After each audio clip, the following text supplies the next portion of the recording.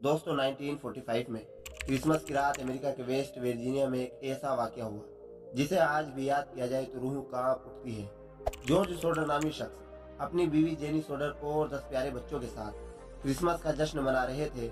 हर चेहरा खुशी से रोशन था, लेकिन कौन जानता था कि यह रात एक बुरे सपने में बदलने वाली है। एक ऐसा नाइटमेयर जो आज तक एक ना सुलझने वाला मामला बना हुआ है। हुआ कुछ यूं कि रात के करीब 1 बज रहे थे जब घर में अचानक आग भड़क उठती है। जॉर्ज और जेनी अपने 4 बच्चों को लेकर बाहर भागते हैं, लेकिन ऊपर कमरे में सोए 5 बच्चे हमेशा हमेशा के लिए कहीं गायब हो जाते हैं। न कभी उनके जिस्म की हड्डियां मिली और न ही कोई और निशानात। क्या वो वाकई आग में जल गए या किडनैप हुए? क्या यह आग वाकई में एक हादसा था या इसको खास प्लानिंग से लगाया गया था?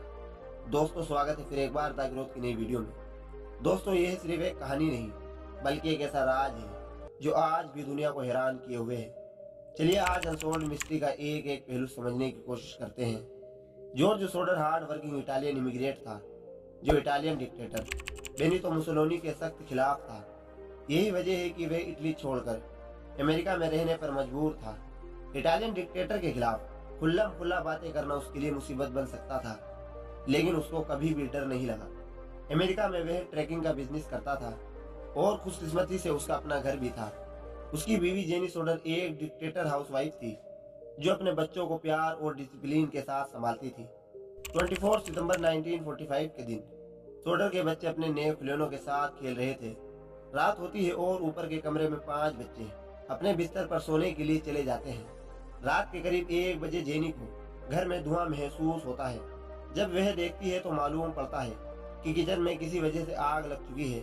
जॉर्ज और जेनी अपने 4 बच्चों के साथ बाहर निकलते हैं, लेकिन ऊपर के कमरे में सोए 5 बच्चे अंदर ही रह जाते हैं। जॉर्ज ने उनको बचाने की हर मुमकिन कोशिश की। जब जॉर्ज सोडर सेकंड फ्लोर की विंडो की तरफ भागता है तो उसने देखा कि उसकी सीढ़ी अपनी जगह से गायब थी। फिर उसने सोचा कि वह अपने कोयले का ट्रक का इस्तेमाल करके खिड़की तक पहुंच जाए, लेकिन जब इग्निशन ऑन किया तो ट्रक भी स्टार्ट नहीं हुई और दूसरा ट्रक भी काम नहीं कर रहा था। जो लोग वहां मौजूद थे उन्होंने फायर डिपार्टमेंट को कॉल करने की कोशिश की, लेकिन बदकिस्मती से जवाब नहीं मिला। बाद में जब किसी तरह फायर चीफ से कांटेक्ट किया तब भी फायर ब्रिगेड हादसे के 7 घंटों के बाद पहुंची। सबको लग रहा था कि किसी वजह से घर में आग लगी जिसमें 5 बच्चे जलकर इस दुनिया से चले गए। पर यह केस जितना देखने और सुनने में नॉर्मल लग रहा था, यह उतना ही पेचीदा था। अगली सुबह इन्वेस्टिगेशन शुरू होती है। ऑफिसर्स ने भी ऐसा ही कुछ बयान देकर केस को क्लोज कर दिया। उनका कहना था कि आग लगने की वजह से बच्चे जलकर खत्म हो गए, पर यह बात सबकी समझ से बाहर थी, क्योंकि इंसानी जिस्म की हड्डियां 800 डिग्री सेल्सियस के टेम्परेचर में भी राख नहीं बन सकती। खासतौर पर हड्डियों के वो हिस्से जिसमें कैल्शियम होता है, जिसमें इंसानी दांत भी शामिल है, वो तो फर्नेस के अंदर भी राख नहीं बनते। तो फिर यह कैसे हो गया कि सोडर के घर में आग लगने से 1 नहीं 2 नहीं बल्कि पूरे 5 बच्चों की ना हड्डियां मिली ना ही दांत। बाद में फोरेंसिक जांच से भी यह बात कंफर्म हो गई कि आग लगने की ड्यूरेशन उसका दौरानिया इतना ज्यादा नहीं था कि हड्डियों को राख बना सके। यह बात काफी तशवीशनाक थी। तभी इन्वेस्टिगेशन रिपोर्ट को सोडर फैमिली ने उसके साथ ही रिजेक्ट कर दिया। इन्वेस्टिगेशन टीम ने आग लगने की वजह किचन में शॉर्ट सर्किट बताई, लेकिन जॉर्ज सोडर का कहना था कि उसने हाल ही में सारी नई वायरिंग करवाई थी और सवाल ही पैदा नहीं होता कि उसमें कोई कमी रह गई हो। जॉर्ज सोडर ने जब हादसे के उन लम्हों को वापस याद करने की कोशिश की तो उसे कुछ ऐसी बातें भी याद आई जो किसी गड़बड़ का इशारा दे रही थी। आग लगने के वक्त जब उसने फायर ब्रिगेड को कॉल करने के लिए फोन उठाया तो उसकी वायर कटी हुई थी, और यह बात इन्वेस्टिगेशन में भी साबित हुई कि वाकई सोडर के घर की फोन लाइन को बाहर से ही किसी ने काटा था, क्योंकि फोन लाइन टूटने और कटने में उसकी किनारियां अलग अलग दिखती है। टूटने में उसकी एजेस स्मूथ नहीं होती, लेकिन प्लायर से काटने पर एजेस काफी स्मूथ दिखती है। बाद में जेनी सोडर को याद आया कि ठीक 12:30 पे घर का फोन बजा था और अगली तरफ कोई औरत थी जो जोर जोर से हंस रही थी, जिस पर जेनी ने रॉन्ग नंबर बोलकर फोन काट दिया। अगर 1 बजे फोन लाइन कटी हुई थी और सिर्फ आधा घंटा पहले उस पर एक अजीब कॉल आई थी, तो उसका मतलब ये हुआ कि फोन लाइन आग लगने से आधा घंटा पहले काटी गई थी। ये रात अजीब वाकयात से भरी हुई थी। पहले फोन कॉल और आग लगने से कुछ मिनट पहले जेनी को छत पर कुछ गिरने की आवाज भी सुनाई दी। जब बाद में कुछ मजीद सुनाई नहीं दिया तो जेनी पलटकर सो गई और उसके कुछ मिनटों के बाद उसे धुएं की स्मेल महसूस हुई। इसके अलावा जो सीढ़ी जॉर्ज जहां रखता था वह हादसे के वक्त वहां से गायब थी और घर से काफी दूर एक खेत में बरामद हुई। जॉर्ज की दोनों ट्रक जो एक दिन पहले तक बिल्कुल सही काम कर रही थी, आग लगने के वक्त दोनों कैसे खराब हो गई। इन सब सवालों के चलते जॉर्ज सोडर का यह शक यकीन में बदल गया कि उनके बच्चे मरे नहीं बल्कि किडनैप हुए हैं। पर आखिरकार इतने शोर में उनको कोई लेकर कैसे भाग निकला। जब इन्वेस्टिगेशन के जवाब सवालों के बराबर नहीं थे तो थ्योरीज पैदा होने लगी। हर थ्योरी के पीछे एक कहानी है। इस हादसे से कुछ महीने पहले जॉर्ज सोडर के पास एक इंश्योरेंस एजेंट आया जो उसे घर की इंश्योरेंस लेने पर काफी जोर जबरदस्ती कर रहा था। लेकिन जब सोडर ने इंश्योरेंस लेने से साफ साफ मना कर दिया तो आखिर में वह एजेंट सोडर को धमकी देकर गया कि इसका एहसास तुम्हें तब होगा जब तुम्हारे घर में आग लगेगी। क्या किसी ने आग को लोगों का ध्यान भटकाने के लिए इस्तेमाल किया और उसी वक्त बच्चे अगवा कर लिए।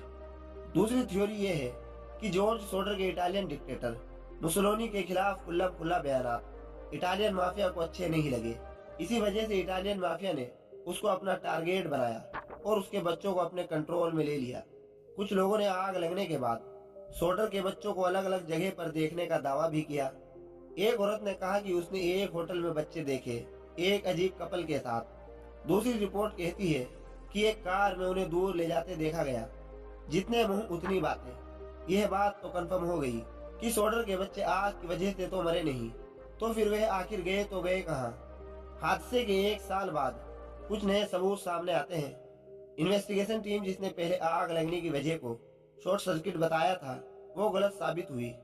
नई इन्वेस्टिगेशन में सामने आया कि आग को जानबूझकर लगाया गया था। उस वक्त एक बस ड्राइवर वहां से गुजर रहा था जिसने बताया कि उसने कुछ लोगों को फायरबॉल की तरह कोई चीज फेंकते देखा है। कुछ महीने बाद जब बर्फ पिघल गई तो घर के पास से रबड़ की तरह का एक गोल ऑब्जेक्ट मिला जिसे पाइनएप्पल बॉम्ब कहा जाता है। जेनी को आग लगने से चंद मिनट पहले की वो आवाज याद आ गई जो उसे छत पर किसी चीज के गिरने की वजह से आई थी। शायद वो यही पाइनएप्पल बॉम्ब था। जॉर्ज और जेनी ने अपनी जिंदगी इसी मिस्ट्री का जवाब ढूंढने में लगा दी। उन्होंने कोई कसर नहीं छोड़ी और हर पॉसिबल लीड को फॉलो भी किया। उन्होंने एक बड़ा बिलबोर्ड बनवाया जिसमें मिसिंग बच्चों की तस्वीरें और एक रिवॉर्ड का दावा भी किया। करीब 20 सालों के बाद 1916 में जेनी को एक लेटर मिलता है। इस लेटर में एक आदमी की तस्वीर थी जो उनके बेटे लुइस से काफी मिलती जुलती थी और लेटर में सिर्फ इतना लिखा था, Louis Soder I love brother Frankie. क्या वाकई ही है लेटर गुम हो जाने वाले 5 बच्चों में से एक ने लिखा था या फिर यह कोई प्रैंक था? जॉर्ज और जेनी ने एक प्राइवेट डिटेक्टिव हायर किया जो इस लेटर को इन्वेस्टिगेट करेगा, लेकिन लुइस सोडर का कोई अता पता नहीं मिला। एक एक करके साल गुजरते गए लेकिन यह मिस्ट्री सुलझ ना सकी। जॉर्ज सोडर का इंतकाल 1969 में हुआ। जेनी और उनके जो बच्चे जिंदा बचे थे अपने मिसिंग बहन भाइयों के बारे में जवाब ढूंढने की कोशिश करते रहे। जॉर्ज की मौत के बाद जेनी ने फैमिली का घर नहीं छोड़ा। उसने घर के इर्द गिर्द फेंसिंग लगाई और नए कमरे बनवाए। अपनी जिंदगी के बाकी दिनों में वह हमेशा गम की वजह से काले कपड़े पहनती थी। 1989 में जेनी की मौत के बाद फैमिली ने वह पुराना और घिस चुका बिलबोर्ड जो मिसिंग बच्चों के लिए लगाया गया था आखिरकार उतार दिया। क्या सोडर के बच्चे एक ट्रेजेडी का शिकार हुए या किसी बड़ी साजिश का हिस्सा बने? यह एक ऐसा राज है जो शायद कभी सॉल्व नहीं होगा।